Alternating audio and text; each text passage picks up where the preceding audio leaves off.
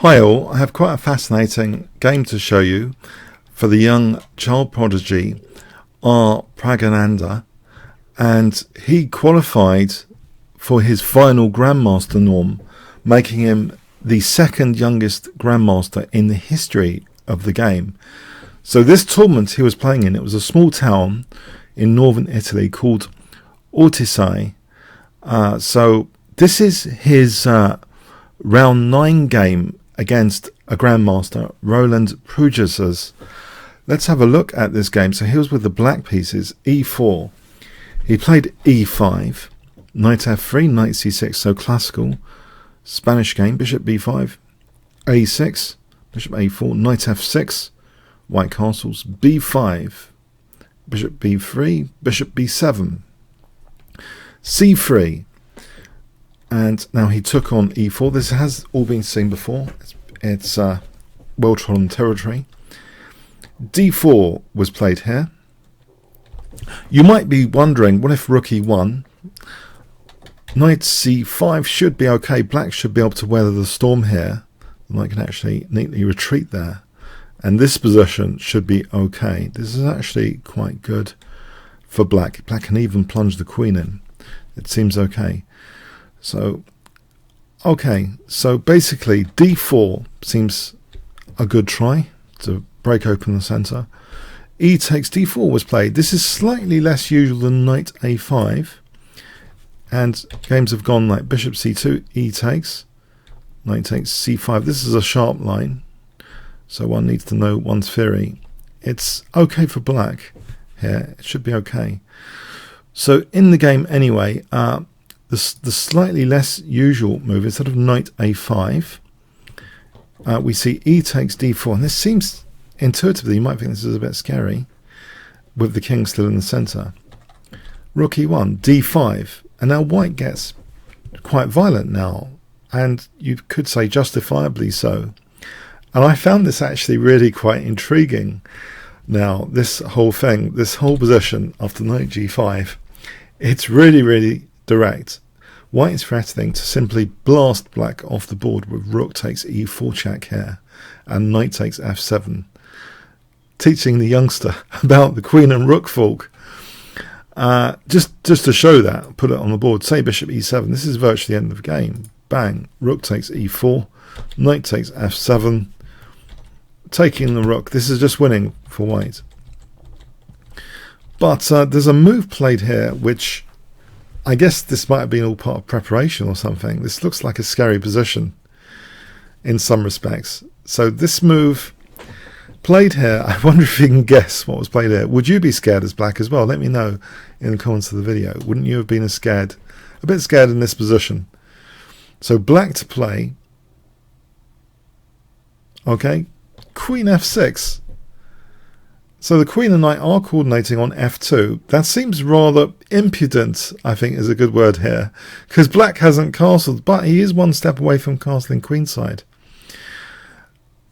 So there's different options here. There's quite a few forcing variations to consider in this position. White played bishop takes d5, which has a lot of logic to undermine the knight. Give up f2, but isn't white just winning a piece after that? Now that's the game continuation. If we look at rook takes e4 just for a moment instead, here black does very well with bishop c5, giving up that rook, and e3, and the f2 pressure is uncomfortable. This position is going to be very, very good for black. There's all sorts of tactical fireworks you can imagine in this position. I imagine like knight takes d4 looking at for the first time this position as well. This is outside of my analysis, but if you look at this, this looks devastating with the two bishops. The queen are firing up the white king. So that's to be, dreaded. The knight f7 here is the example. D takes hitting the queen.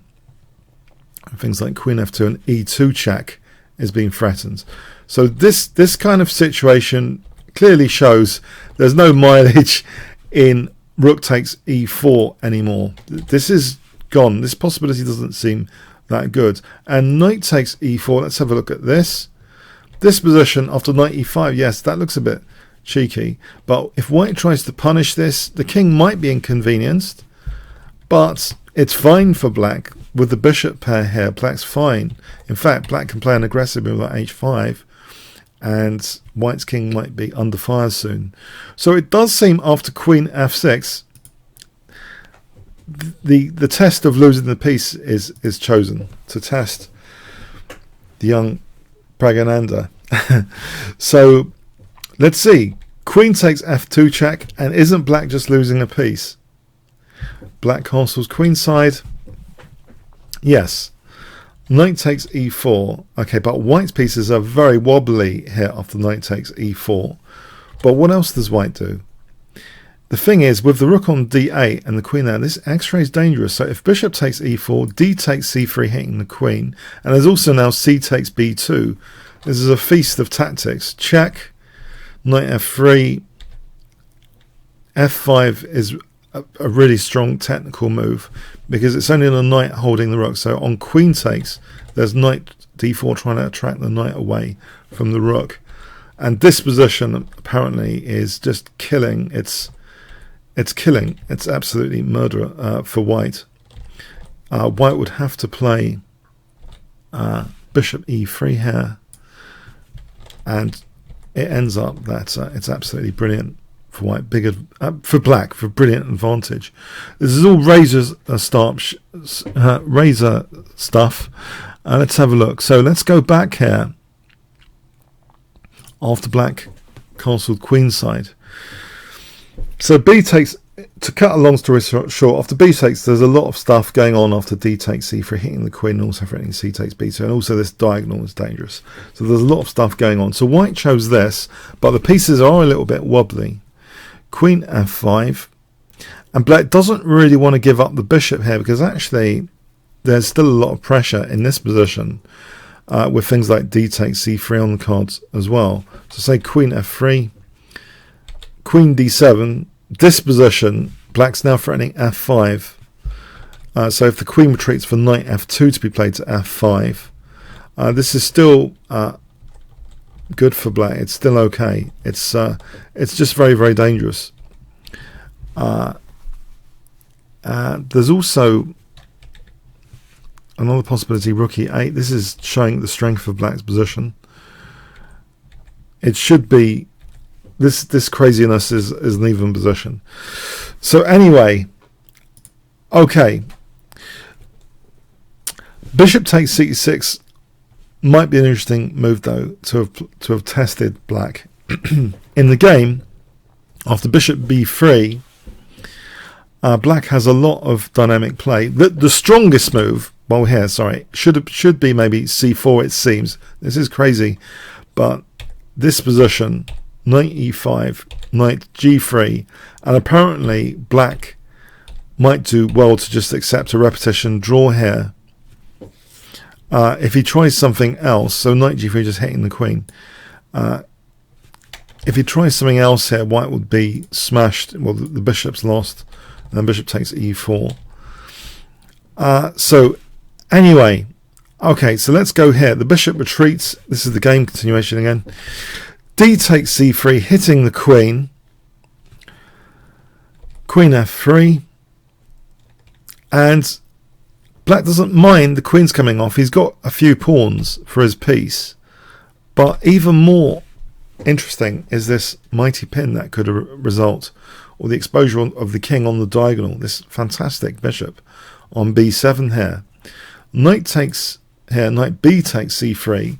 And it's interesting, knight takes f3 is actually the top engine choice here. This does seem to be very, very good for black. He's got 3 pawns for the piece, and there's huge pressure on white's position. I'll give you an example.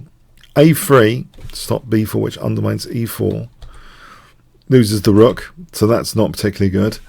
Rook d1, so rook takes, bishop takes, knight e5 with the threat including f5. So say bishop f4, knight d3. This position is still very, very good. Yeah, white's under great fire on this diagonal. You can see that black ends up being better in these variations. So yeah, it does seem as though knight takes f3 is plausible and strong. This is also a strong move, b4, with the same sort of ideas. to undermine e4. Bishop g5 though was played. White is interested in counter-sacrificing now after this b4 to try and weather the storm. If he had played the knight move, then it's absolutely end of game. This is hitting the rook, and there's a nasty pin on the knight. It's crashing through on the diagonal. What does white actually do here? Rook e2, knight d4. It's all falling to pieces after f5. So white is giving back the piece basically with this. After bishop g5, he inserts bishop f4. Well, he moves the bishop back. So he's just giving back the piece to try and manage black's counterplay a bit more. B takes c3 was played. Again, here, knight takes f3 is possible and strong, it seems. This kind of variation, this isn't as good as in this position after bishop d5.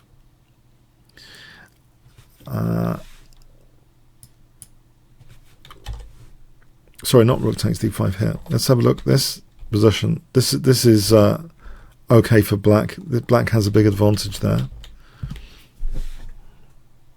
And there's another interesting line. Let's have a look. So knight takes f3.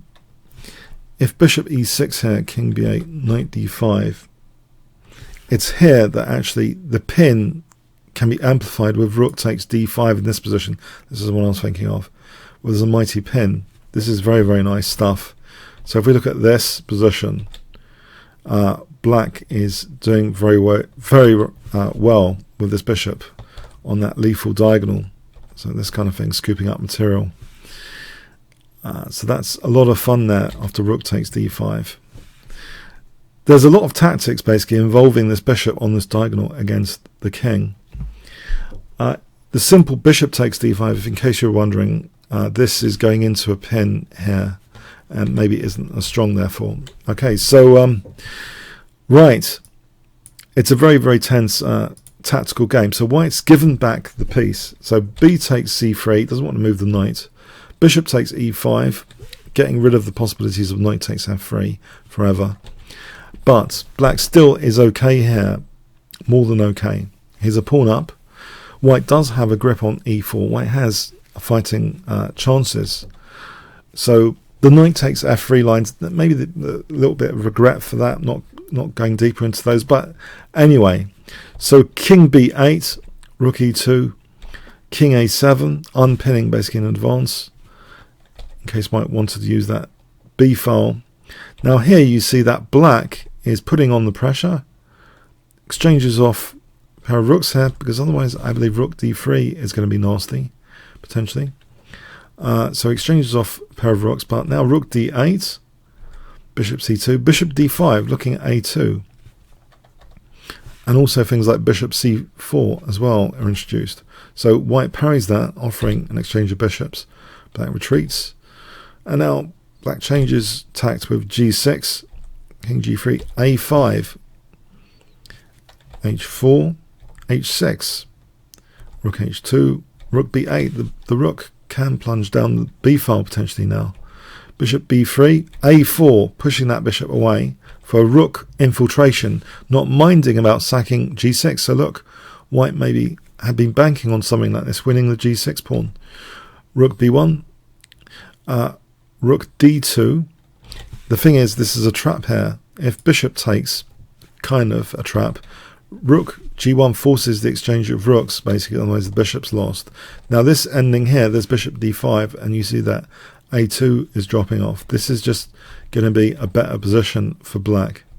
Here, black's got a big advantage. So white actually decided after rook b1 to play rook d2. Now we have rook g1 check, and actually black's king is not entirely safe here. There's a pawn hanging here for a start. White does play bishop takes g6. If he plays king h3 in this position, bishop takes, and then dropping c3 with check, king b6, this is better for black. So we see here bishop takes g6, bishop takes h4, king h3, bishop e1, keeping some escape squares of the king cut off and hitting the rook. rook d3, rook c2, again cutting off some king escape squares, so you've got all these squares now covered. It only needs bishop d7, and in fact we see white playing rook e3 here, which does encourage bishop d7, and the game ends. Yes, this looks like a fatal blunder here, but it looks like a very, very bad position in any case. Yeah, so this doesn't help. Bishop d7, the game ended here. If bishop f5, bishop takes f5 check is actually checkmate. Okay, black had big pressure in any case, with options of, I think, taking on c3 and taking on e4, taking on c3, and then maybe bishop d4 and rook a2. It just seems black's in the driving seat anyway here. So, yes, the world's second youngest grandmaster in chess history. I think Sergei Karakin's was even younger. And some people are already predicting we have our next, well, no, not our next, we have a future world chess champion. So, look, I'm looking forward to checking out some of his other games in this tournament, just my own interest, and I'd like to share those with you. There were a lot of tactics in this game. What excited me was actually the bishop. I don't know if you noticed. The bishop on this diagonal, the variations involving the long-term pin and the implications of taking on f3. White cleverly extinguished all of that with his counter-piece sacrifice, but was still worse and sort of not just ground down. His king was surrounded basically systematically until the final blow. So I hope you enjoyed that one. And congratulations to our Praggnanandhaa. He's got Anand in his name, so I'm pretty sure he'll go a long way. Okay, comments, questions, like, shares, appreciated. Cheers.